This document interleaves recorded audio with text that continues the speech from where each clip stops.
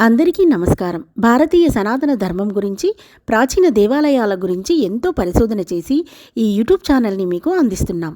Subscribe చేసి పక్కనే ఉన్న బెల్ ఐకాన్ని క్లిక్ చేయండి. శ్రీ గురుభ్యో నమః. హరి ఓం.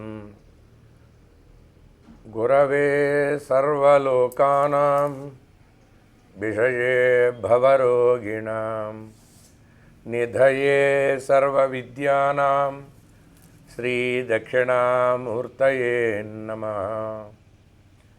ఈశ్వరో గురురాత్మేతి మూర్తిభేద విభాగినే వ్యోమవత్ వ్యాప్తదేహాయ దక్షిణామూర్తయే నమః.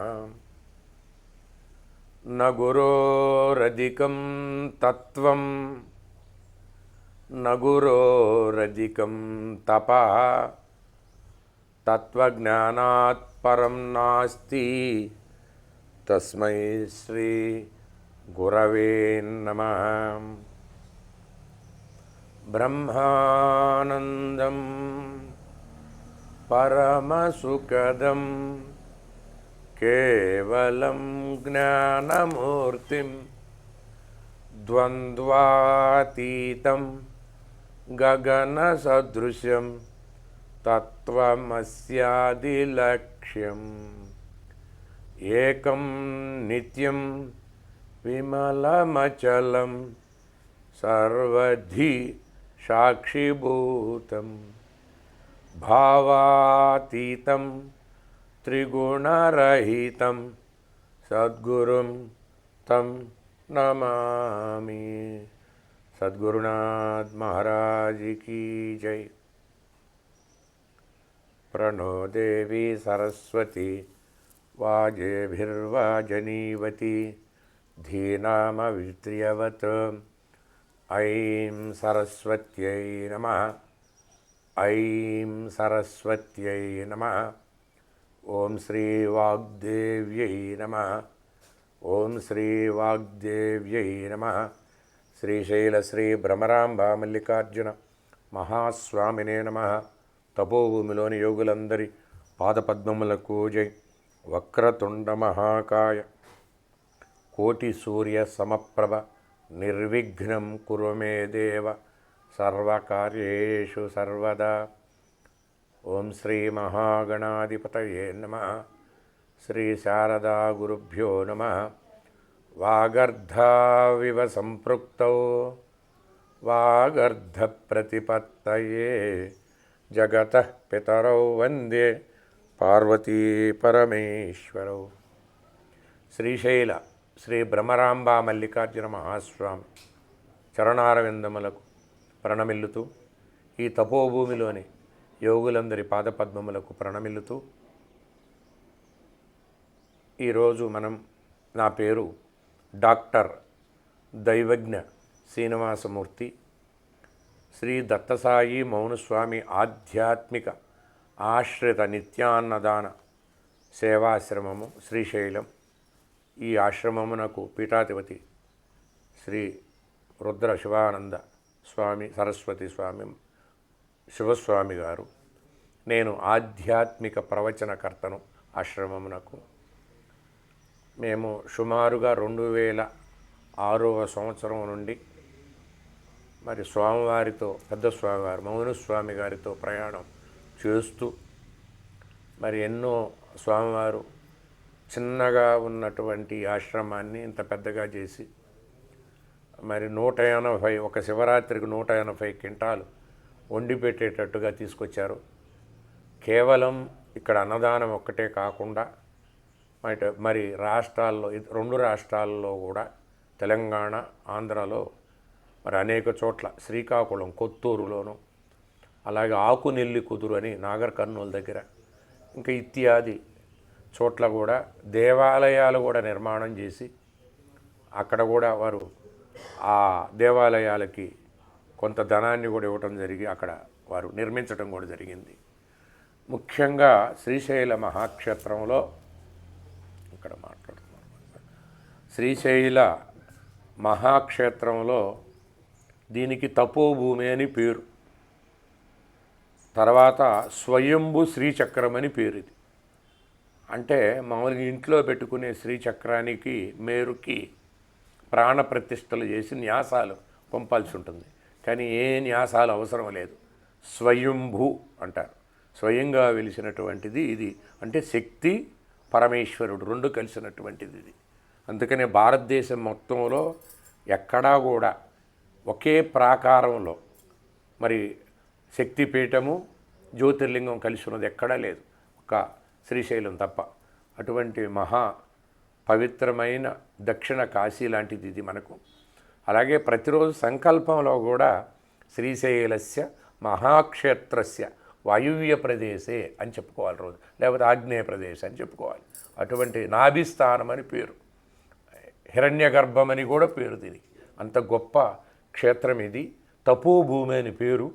మరి జగద్గురువులైనటువంటి ఆదిశంకరులు సనాతన ధర్మాన్ని రక్షించినటువంటి, మరి కొద్దిగా ధర్మానికి హాని కలిగినప్పుడు యదా యదా హి ధర్మస్య గ్లానిర్భవతి భారత అన్నట్టుగా జగద్గురువులు ఆదిశంకరులు వారు పాదయాత్ర చేసుకుంటూ ఇక్కడికి వచ్చి హటకేశ్వరం అనే సిద్ధి ప్రదేశం హటకేశ్వర స్వామి అక్కడే ఉండి 3 సంవత్సరాలు తన శిష్యగణంతో అక్కడ తపస్సు చేసి శివానంద లహరి, సౌందర్య లహరి లాంటి గ్రంథాలు కూడా రచించినటువంటి గొప్ప పవిత్రమైన స్థలం ఇది. ఈ క్షేత్రాన్ని దర్శించినటువంటి మహాత్ములు లేరు ఇప్పటివరకు.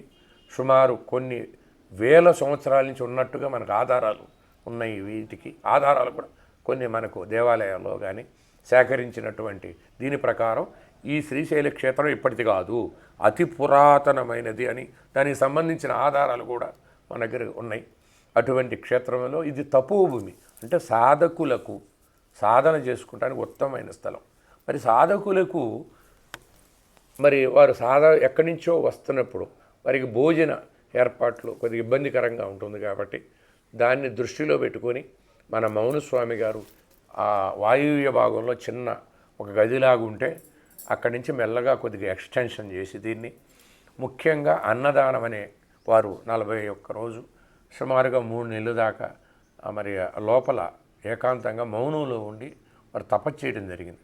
వారికి మరి అన్నపూర్ణ అమ్మవారి అనుగ్రహం, గాయత్రీదేవి అనుగ్రహం వల్ల ఇక అక్కడి నుంచి వారు అన్నదానం పెట్టాలనే సంకల్పం అది నిరంతర ప్రవాహంలాగా, నదీ ప్రవాహంలాగా అయి ఇంతింతై ఒటుడింతై అన్నట్టుగా అది ఒక 10 మందితో స్టార్ట్ అయ్యి వేల మందికి, లక్షల మందికి పెట్టేదాకా వచ్చింది.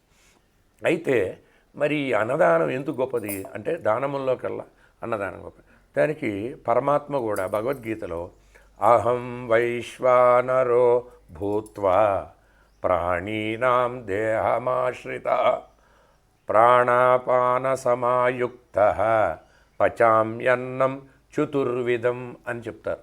అంటే ఏమిటి? 84 లక్షల జీవరాశులలో వైశ్వానరుడుగా అంటే జఠరాగ్నిగా ఉండి మీరు తింటున్నటువంటి అన్నిటిని అరిగిస్తూ తీసుకుంటున్న వాడును నేనే అన్నాడు. కాబట్టి ఆ జీవరాశులన్నింటిలో వైశ్వానరుడుగా నేనే ఉన్నాను అని చెప్తాడు. కాబట్టి అగ్నికి కూడా 7 పేర్లు ఉన్నాయి. అట్లా వైశ్వానరుడు అనేది అగ్నికి మరొక పేరు. అగ్నయే నమః, హుతవహాయ నమః, హుతాశినే నమః, కృష్ణవర్తినే నమః, దేవముఖాయ నమః, సప్తజిహ్వాయ నమః, వైశ్వానరాయ నమః, జాతవేదసే నమః అని అగ్నికి పేర్లే. కాబట్టి అట్లా అగ్ని జఠరాగ్ని రూపంలో మన దేహంలో ఉండి తీసుకున్నట్టు ఆకలి అవటానికి, అంటే ఆ తిన్నది కూడా అరిగేటట్టుగా అవటానికి, ఆకలి పుడటానికి అగ్ని రూపంలో ఆకలి పుట్టాలంటే అగ్ని పనిచేయాలి, జఠరాగ్ని. కాబట్టి అది నేనేనయా అని చెప్తున్నాను. కాబట్టి అటువంటి మనం పెట్టిన ప్రసాదం. అందుకనే ఇంకా వేదం ప్రమాణం ఏమంటుంది? తస్యాహ శిఖాయా మధ్యే పరమాత్మ వ్యవస్థిత అని చెప్పింది. ఈ దేహంలో పరమాత్ముడు ఉన్నాడు. కాబట్టి మీరు పెట్టే భోజనం ఎవరికి? సాక్షాత్ పరమేశ్వరుడికే. అందుకని అన్నము పరబ్రహ్మ స్వరూపము అని చెప్పబడింది. కాబట్టి ఆ దృష్టితో చూడాలి, మనం పరబ్రహ్మముగా చూడాలి. కాబట్టి అట్లా వారు అందుకని అన్నాద్భవతి భూతాని అని భగవద్గీతలో శ్లోకం. భూతములన్నీ 84 లక్షల భూతములన్నీ కూడా అన్నం వల్లే పుడుతున్నాయి. అన్నము వర్షం వల్ల వస్తుంది, వర్షము యజ్ఞము వల్ల వస్తుంది అంటాడు. అది సమిష్టిలో చెప్తున్నాడు పరమాత్మ. కాబట్టి అక్కడ చెప్తున్నాడు. కాబట్టి మరి ఎట్లా యజ్ఞము మనం చేస్తున్నామా అంటే చేయటలే, నిరంతరం యజ్ఞం జరుగుతుంది. ఆ సూర్య భగవానుడు అగ్నిగోళం వేడికి ఆ సముద్రంలో ఉన్న నీరంతా కూడా ఆవిరిగా మారి మేఘమై వర్షంగా వస్తుంది.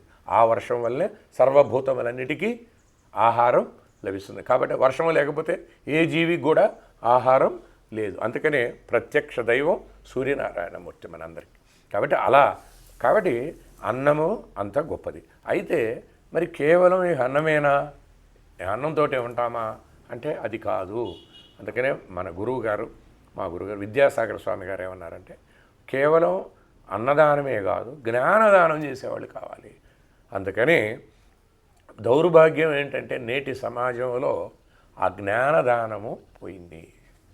కేవలము ఇటువైపునే బాహ్యమైన విషయాలు, కేవలం ఈ శరీర పోషణ నిమిత్తమే చూసుకుంటున్నాం. కానీ ఈ శరీరం అశాశ్వతమని, ఈ శరీరంలో ఆత్మ ఒకటి ఉన్నదని, అది శాశ్వతము, నిత్యము, సత్యమని, ఆ పరమాత్మ సత్యమని అది తెలుసుకున్నప్పుడు ఈ దేహం మీద ఆసక్తి కూడా లేదు. ఎందుకంటే అన్నం తిన్నా ఈ దేహం పోతుంది, తినకపోయినా పోతుంది.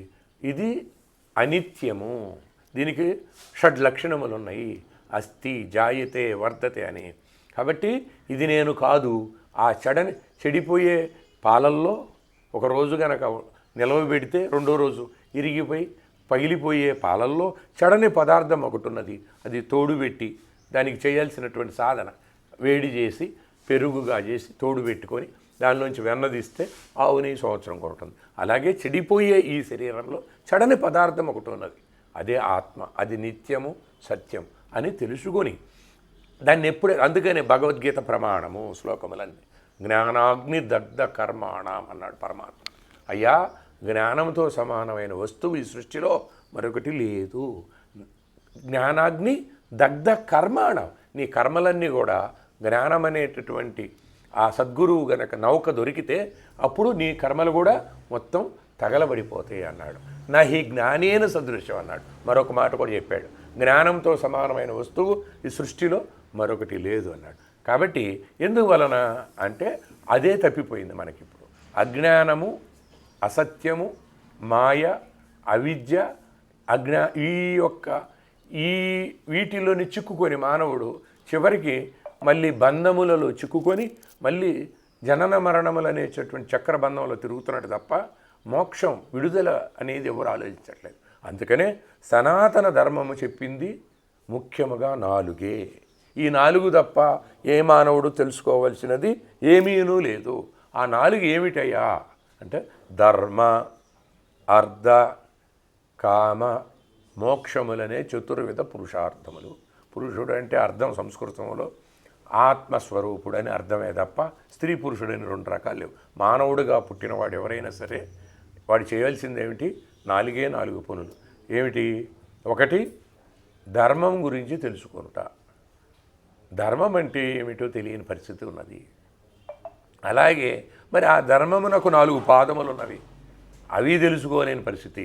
ఆ ధర్మం మళ్ళీ 2 రకములు, సామాన్య ధర్మము, విశేష ధర్మము. మరి ఆ ధర్మమునకు 4 పాదములు అవేమిటయ్యా? అందుకనే వృషభము, అందుకనే పరమశివుడు ముందు శివాలయంలో లింగం ముందు ఏముంది? నంది ఉన్నది, వృషభం ఉన్నది. దానికి ఏమిటి? 4 కాళ్ళు, తెల్లగా ఉండును. దాని మీద కూర్చొని ధర్మం అనే పీఠం, అది వృషభం. ఆ ధర్మం అనే పీఠం మీద ఈ ప్రపంచాన్ని పరిపాలిస్తున్నవాడు పరమేశ్వరుడు. దానికి 4 కాళ్ళు. ఆ 4 కాళ్ళు ఏమిటి? సత్యము, అహింస, అస్తేయము, శౌచము. ఈ 4 ఎవరైతే ఉంటారో వాళ్ళు ధర్మంగా జీవించగలుగుతారు. కాబట్టి ఆ ధర్మంగా జీవించి మన యొక్క జీవిత లక్ష్యం మోక్షం అనేది ప్రతి ఒక్క మానవుడు మర్చిపోయాడు. కానీ వివాహంలో కూడా చెప్పుకుంటున్నారు ఏమని? ధర్మేచ నాతి చరితవ్య అర్ధేచ అని చెప్పుకుంటున్నారు. కానీ దాని గురించినటువంటి అవగాహన లేకపోవటం. మన జీవిత లక్ష్యం మోక్షం.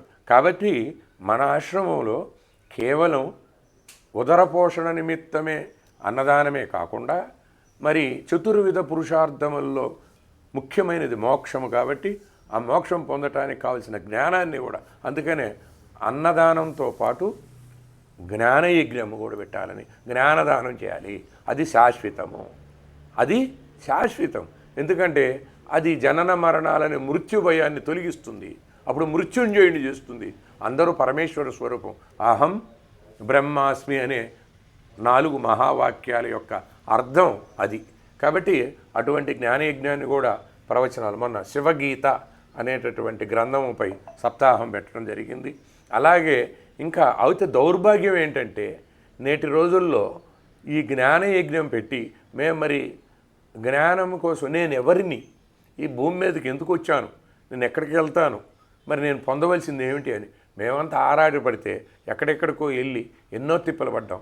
కానీ నేటి కాలంలో కొంత దౌర్భాగ్యం ఏమిటంటే చెప్పే మహాత్ములు ఉన్నా కూడా వినేవాళ్ళు లేకపోవడం, తద్వారా ఈ యొక్క సనాతన ధర్మమునకు భవిష్యత్తులో ఆటంకం కలిగే ప్రమాదం ఉన్నది. కాబట్టి సత్యాన్ని ఎవరు వినటం లేదు, సత్యం వైపు వెళ్ళటలేదు. అసత్యము, మాయ, అజ్ఞాన బంధములలోనే ఇరుక్కుపోతున్నారు. ఉదాహరణకు దేవాలయంలోకి వెళ్ళేటప్పుడు అసలు దేవాలయంలో ఉన్నటువంటి మరి అసలు ఎలా ప్రదక్షిణ చేయాలి, దేవాలయానికి ఎందుకు వెళ్ళాలి, దేవాలయంలో ముందుగా చేయవలసిన పని ఏమిటి అనేది మినిమం కనీస అవగాహన పరిజ్ఞానం లేనటువంటి పరిస్థితి. అంటే కేవలం కోరికలు మాత్రమే తీర్చడానికనే దౌర్భాగ్య పరిస్థితికి నేటి దేవాలయాలు తీసుకెళ్లారు. కాబట్టి దాని వెనుకున్న రహస్యం ఏమిటని తెలుసుకొని మానవుడు ముఖ్యమైనటువంటి ఈ 4టిని తెలుసుకోవాలి. అందుకనే వాటినే చతుర్విధ పురుషార్థములే మేము చెప్పాలనుకుంటున్నాము. కాబట్టి ఆసక్తి ఉన్నవాళ్ళు వస్తే, కానీ నేటి చూసాం మేము సప్తాహం పెడితే 3-4 ఉంటుంది. కాబట్టి దయచేసి నేను చెప్పేది ఏంటంటే సనాతన హిందూ మతం అని అనకూడదు. కానీ నేటి ఎందుకనో చాలా పరిస్థితులు చూస్తున్నప్పుడు బాధగా అనిపిస్తుంటుంది. అలాంటి హిందూ మతము కాదు, అసలు మనది మతం కాదు, మిగతా వాళ్ళ సంగతి మనకు తెలియదు. మన దాని పేరు సనాతన ధర్మము అని పేరు, ఆర్ష ధర్మం అని పేరు, భారతీయ ధర్మం అని పేరు, ఇంకా తప్ప వేరేది ఏమీ లేదు. ఋషి సంస్కృతి అని పేరు. సనాతనము అనగా నిత్య నూతనము అని సంస్కృతంలో అర్థం, శాశ్వతము అని అర్థం, శాశ్వతమైన ధర్మము అని పేరు. మరి కానీ నేడు అది పరాయ దేశస్థులు పరిపాలనలో భాగంగా వారు పరిపాలించినప్పుడు మన దేశ సంస్కృతి సాంప్రదాయములన్నిటినీ కలిపి ఒక మాటగా చెప్పటం, దాన్ని హిందూ అనుకోవటం. అంటే ఇంకొక మాట సప్త సింధు ఇమం గంగే అని మనకు మంత్రం కూడా ఉంది. కాబట్టి సప్త సింధువులు అని పేరు కూడా ఉన్నాయి. సింధు అనగా నదుల గురించి మనకు వేదంలో చెప్తాడు. కాబట్టి ఆ సప్త సింధువులు అంటే 7 నదుల గురించి స్మరిస్తున్నాం. కాబట్టి సింధువు అనే దాని పదాన్ని తర్వాత హిందువుగా మారిందని కూడా ఒక ఇది ఉన్నది. అలాగే భారతదేశము అనే పేరులో కూడా మరి భరతులు 2 ఉన్నారు. శకుంతలా దుష్యంతుడికి పుట్టినవాడు ఒక భరతుడైతే రామచంద్రమూర్తికి ఒక తమ్ముడు ఉన్నాడు భరతుడు. పాదుకలనే పెట్టి మరి అన్నగారు లేకపోయినా కూడా ధర్మమైనట్టు అది ధర్మం అంటే, విశేష ధర్మం అంటే రామాయణం. అందుకని ఇతిహాసములు సనాతన ధర్మంలో భర్త ఎలా ఉండాలో చూపించాడు శ్రీరామచంద్రుడు, ధర్మంగా ఎలా జీవించాలో చేసి చూపించినవాడు, ఆచరించి చూపించినవాడు రామచంద్ర ప్రభు. భార్య ఎలా ఉండాలో ఆచరించి చూపించింది సీతమ్మ తల్లి. అలాగే అన్నదమ్ములు ఎలా ఉండాలో చూపించారు రామ లక్ష్మణులు భరతులు. అలాగే తండ్రి అంటే ఎలా ఉండాలో దశరథుడు, కుమారుడు అంటే ఎలా ఉండాలో రాముడిని చూసి నేర్చుకోవాలి. కాబట్టి రాముడు ఏం చెప్పాడంటే నన్ను పూజించొద్దయా, నాలాగా జీవించమని చెప్పారు. సనాతన ధర్మం ఎప్పుడు పూజించమని చెప్పదు, అలా జీవించమంటుంది. రాముడిలాగా జీవించాలని సందేశం బయటికి వెళ్ళాలని కోరుకుంటూ మరి ఆశ్రమాన్ని స్వామీజీ వారు 1986వ సంవత్సరంలో మరి మండలి సుబ్రహ్మణ్యం గారిని వారు స్థాపించటం, కొంతకాలం వారికి తోచినటువంటి శివరాత్రికి అలాగే పర్వదినాల్లో మరి వారు చేతైన సహాయం చేసుకుంటూ వచ్చారు ప్రజలకి, భక్తులకి. తర్వాత 2006-07 ప్రాంతంలో మన మౌనస్వామి గారికి మరి బాధ్యతలు అప్పగించడం జరిగింది. మీరు ఈ ఆశ్రమాన్ని, నేను పూర్తిగా సమయాన్ని కేటాయించలేను, మీరు పూర్తిగా ఈ సమయాన్ని కేటాయించి ఈ ఆశ్రమాన్ని దినదిన అభివృద్ధి చేయవలసిందిగా వారు కోరటం. వారు కొంతకాలం మౌనంలో ఉండి తపస్సు చేసి మరి ఆ తర్వాత మెల్లగా దీన్ని కొద్ది మందితో ప్రారంభమై లక్షలాది మంది, వేలాది మందికి కూడా అన్నదానం చేసేటట్టుగా, అన్నదానంతో పాటు దేవాలయాల నిర్మాణము మరియు ఇట్లాంటి సత్సంగములు, ముఖ్యముగా మనకు స్తోత్ర పారాయణము, అలాగే జపము, అలాగే మెల్లగా పూజాది కార్యక్రమం, షోడశోజ పూజ, ఉపచారముల పూజ, అభిషేకములు ఇత్యాది కార్యక్రమాలు, తర్వాత మెల్లగా ఉపదేశం ఇచ్చి జపం వారికి చేయించడం, అలాగే అనుష్ఠానములు, ఆ తరుపది ధ్యానము, ఇట్లా తర్వాత జ్ఞానము, వైరాగ్యం, మోక్షం. ఇలా మాకు మేము చెప్పాలని, ప్రజలకు ఈ జ్ఞానాన్ని అందించాలని ఒక పద్ధతిలో ఉన్నాము. కానీ వాటిని అందిపుచ్చుకునేవారు ఎవ్వరు కనపడకపోవటం చాలా దురదృష్టకరం. కాబట్టి భవిష్యత్తులో ఈ సనాతన ధర్మం నిలవాలంటే ఈ అజ్ఞానము, అవిద్య, మాయ వీటిని వదిలిపెట్టి సత్యము ఏదో అన్వేషణ చేస్తే తప్ప, ఎందుకంటే ఇది మోస్ట్ ఇంపార్టెంట్, ప్రతి ఒక్కరు గుర్తుపెట్టుకోవాల్సింది. ప్రపంచానికి గురుస్థానం అని మనం చెప్పుకుంటాం. ఎందువలన ఆ గురుస్థానం? భగవంతుడికి భేదం ఉందా? భేదం ఉంటే భగవంతుడు అవుతాడా? కానీ భగవంతుడికి లేదు. మనం ఏం చేసామంటే జీవన విధానం, ఋషి సంస్కృతి, జీవన విధానం ప్రత్యేకం. ప్రపంచంలో ఏ దేశంలో లేని జీవన విధానం ఈ భారతదేశంలో ఉంది. అది ఏమిటయ్యా అంటే ఇక్కడంతా యోగులు, రెండోది త్యాగము ఇక్కడ. అందుకని యోగ భూమి, ప్రపంచమంతా భోగము. గుర్తుపెట్టుకోండి, ప్రపంచమంతా భోగాల కోసం పరిగెడుతూ ఉంటుంది. థాయిలాండ్ వెళ్ళొచ్చు మీరు, అక్కడంతా అన్నీ ప్రభుత్వం ఏం చేసింది? సర్టిఫికెట్లు ఇచ్చేశారు. అలానే అక్కడ తాగవచ్చు, ఏదైనా చేసుకోవచ్చు మీరు ఇతర. కానీ భారతదేశం అంటే యోగ భూమి, త్యాగ భూమి. అలాగే ఇంకా ఎన్నెన్నో మనకి గురు లక్షణాలు. త్యాగం, మనం ఆ భోగాలన్నింటినీ త్యాగం చేశాం ఈ భూమి. అలాగే యోగులం అందరం ఇట్లా. కానీ నేటి పరిస్థితులలో ఈ లక్షణాలు దెబ్బతిని మనం కూడా ఏమవుతున్నాం? భోగులం అవుతున్నాం. అప్పుడు గురుస్థానం పోయే ప్రమాదం ఉన్నది.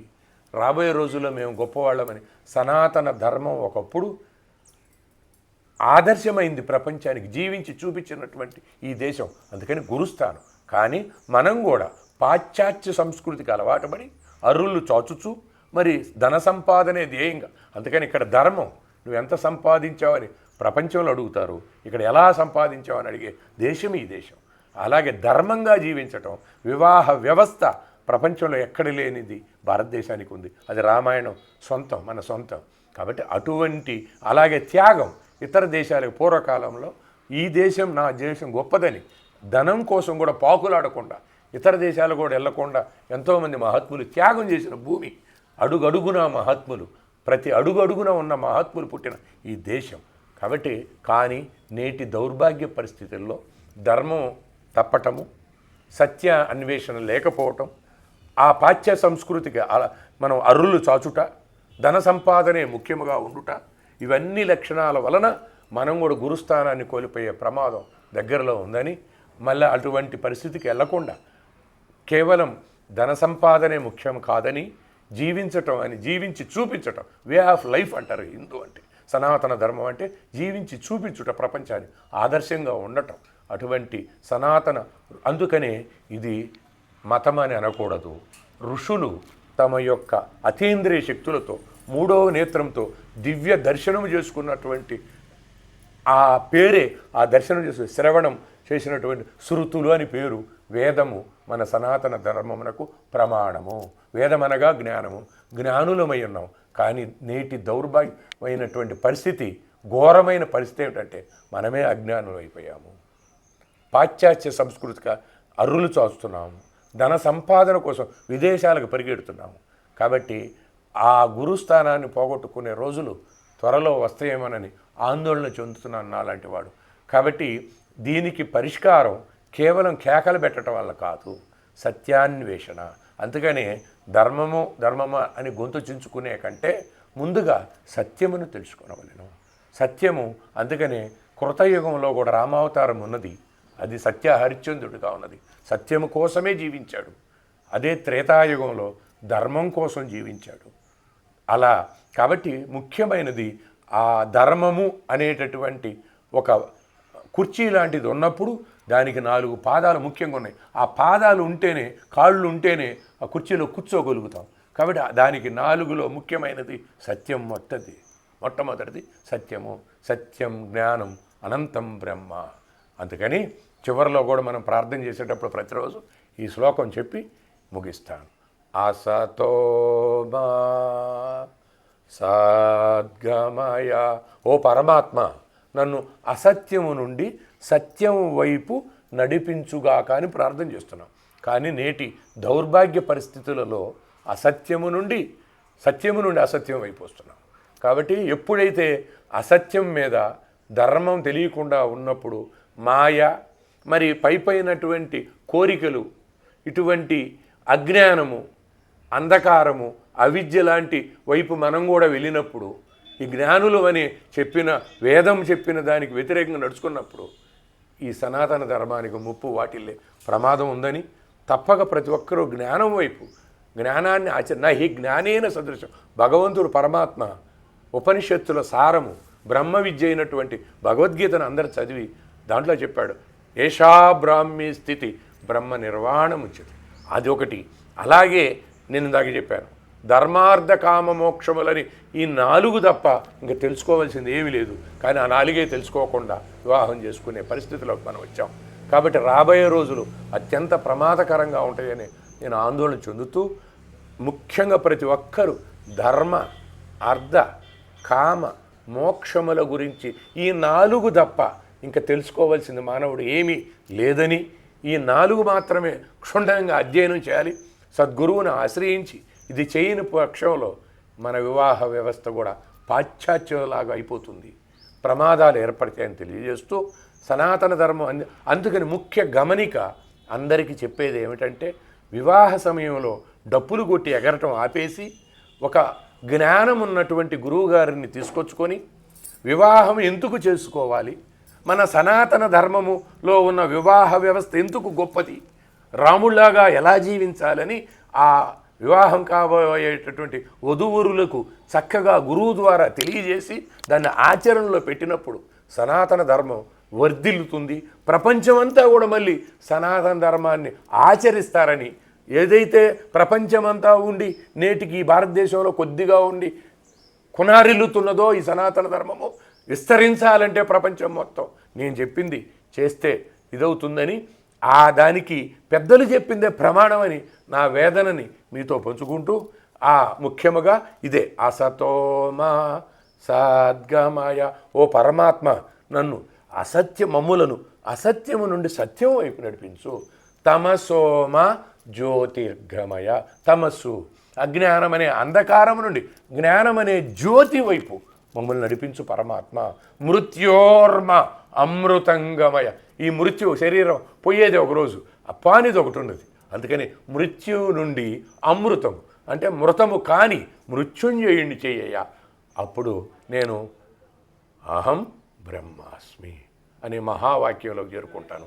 అప్పుడు జనన మరణాలు లేవని తెలుసుకుంటాను. అదే అద్వైతం, అది జగద్గురు ఆదిశంకరులు బోధించింది. అటువంటి మహాత్ములు పుట్టిన దేశంలో పుట్టి మనం అజ్ఞానంతో, అవిద్యతో, మాయలో ఇరుక్కుపోయామని, ఈ మాయ నుండి అలాగే ఈ మాలలో వేసుకున్నప్పుడు ధరించినప్పుడు కూడా సద్గురువుని ఆశ్రయించి ఈ మాల ఎందుకు ధరించాలి, జ్ఞానం ఎలా పొందాలి, దీని ద్వారా ఫలితాన్ని ఎలా పొందాలి, ఈ సనాతన ధర్మంలో ఈ మాలకున్న ప్రత్యేకత ఏమిటి అని కూడా తెలుసుకొని, కేవలం ఏదో 41 రోజు వేసుకోవటం కాకుండా దాన్ని అనుకున్న ఆయుర్వేద శాస్త్రం ఉపవేదములు ఉన్నాయి, మన వేదాలకి ఉపవేదములు కూడా, దానిలో ఆయుర్వేదం కూడా ఒకటి.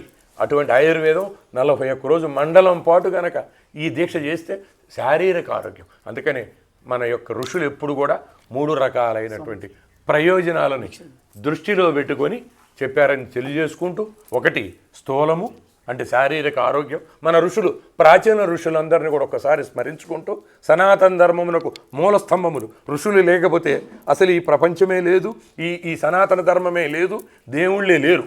కాబట్టి ఋషులే మన సనాతన ధర్మమునకు మూల స్తంభములు. ఋషి లేకపోతే ఈ భగవంతుడు, ఆగమాలు లేవు, దేవాలయాలు లేవు. అందుకని వేదములకు మూలము ఋషులు. అందుకని మన సంస్కృతి ఎవరైనా అడిగితే చెప్పాలి, మీ సంస్కృతి, మీదే కులము ఋషి కులము, మీదే మతము ఋషి మతము, మీదే సంస్కృతి ఋషి సంస్కృతి అని ప్రతి ఒక్కరు నొక్కి ఒక్కాణించాలని కోరుకుంటూ, నేను కూడా మరి 2015వ సంవత్సరంలో శతాధిక అఖండ మహాత్ములని పెట్టి వారి ఋషుల యొక్క సంస్కృతిని, దాని పేరు ఋషి సంస్కృతి ప్రచార సేవాశ్రమము అని పెట్టి, సేవా సమితి అని పెట్టి ఋషుల గురించే ప్రచారం చేస్తూ సనాతన ధర్మం యొక్క గొప్పతనాన్ని ప్రచారం చేస్తూ ఉన్నాం. ఇంకా అందరూ కూడా అంటే నా వేదన ఎందుకు ఇలా చెప్తున్నానంటే, సనాతన ధర్మం యొక్క గొప్పతనాన్ని నేను తెలుసుకున్నాను కాబట్టి అది గనక ఎవరైతే తెలుసుకుంటారో ఆ సత్యాన్ని, సనాతన ధర్మం యొక్క గొప్పతనాన్ని, సత్యాన్ని తెలుసుకున్న రోజు ఏ ఒక్కరు మత మార్పిడికి వెళ్ళరు. మత మార్పిడి ఆపాల్సిన అవసరం లేదు, ఎల్లమన్నా వెళ్ళరు. సత్యం ఎప్పుడైతే బోధపడిందో, సత్య ఆచరణ జరిగిందో, సత్యమైన స్థితిలోకి ప్రతి మానవుడు వెళ్ళగలుగుతాడో, సనాతన ధర్మం యొక్క గొప్పతనాన్ని ఆ గురువు ద్వారా తెలుసుకోగలుగుతాడో, ఈ ప్రపంచం మొత్తం కూడా సనాతన ధర్మం వైపే ఆకర్షింపబడుతుంది. అందరూ ప్రాచీనమైన మన సనాతన ధర్మాన్ని ఆచరిస్తారని కోరుకుంటూ సెలవు తీసుకుంటున్నాను. సహనా వవతు సహనౌ భునక్తు సహ వీర్యం కరవావహై తేజస్విన వదీతమస్తు మా విద్విషావహై. ఓం శాంతి శాంతి శాంతి. లోకా సమస్తా సుఖినో భవంతు, సర్వే జనాః సుఖినో భవంతు. ఇంకెంతో చెప్పవలసి ఉన్నది. అదే సనాతన ధర్మంలో బొట్టు పెట్టుకొనుట, కాలికి మెట్టెలు, మెడలో మంగళసూత్రము, చేతికి గాజులు, ఇవన్నీ వేసి పెద్ద బొట్టు కోరుకొని సనాతన ధర్మం యొక్క గొప్పతనం తెలిస్తే మరొకరు విమర్శించరు. ప్రతి స్త్రీని అమ్మవారిగా చూడమని చెప్పిన గొప్ప ధర్మము సనాతన ధర్మం. అటువంటి సనాతన ధర్మమునకు, సనాతన ధర్మమును అందించిన ఋషులు, వేల మంది ఋషుల పాదపద్మములకు నమస్కరించుకుంటూ సెలవు.